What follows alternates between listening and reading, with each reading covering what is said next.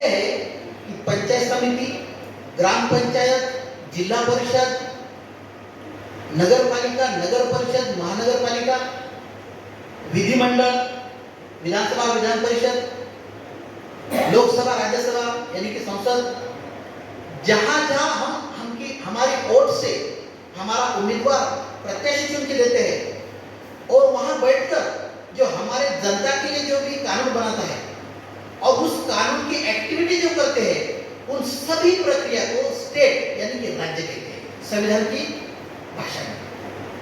तो article number 47 से doctor बाबा साहब आंबेडकर इन state को, इन राज्य को, इन सभी प्रक्रिया को कहते हैं उतना ही प्रताड़ित किया जाता है। ये हमें दिखाई नहीं देता है। हमें जब सिर्फ अपना दिखाई देता है इसलिए हम अपना बोलते हैं, लेकिन एमपीजी की खास बात यह है कि एमपीजी हर समाज के लिए काम करता है।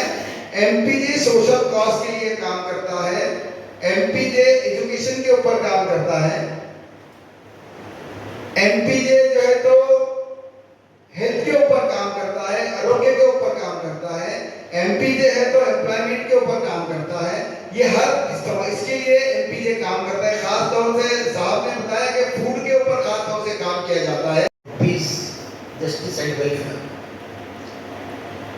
नाम और ये जो टाइटल है इसको कोई लिमिटेशन नहीं है, कोई रिलीजन की लिमिटेशन नहीं है, कोई सोसाइटी की लिमिटेशन नहीं है। सोसाइटी जस्टिस के लिए, न्याय के लिए, शांतता और कल्याण, ये जो लफ्ज है ये डेमोक्रेसी के एक मूलभूत अंग है।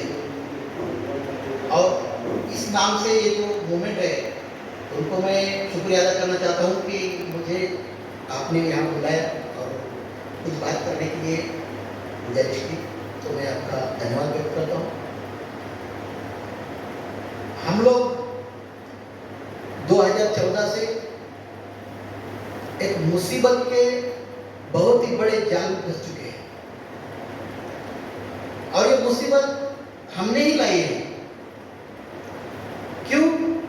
क्योंकि हमें डॉक्टर बाबा साहब आंबेडकर ने जो संविधान हमको दिया था उसे हमने देखा नहीं, उसे हमने पढ़ा नहीं, उसे हमने जागरूक नहीं हुए, इसीलिए ये हमें प्रॉब्लम आई।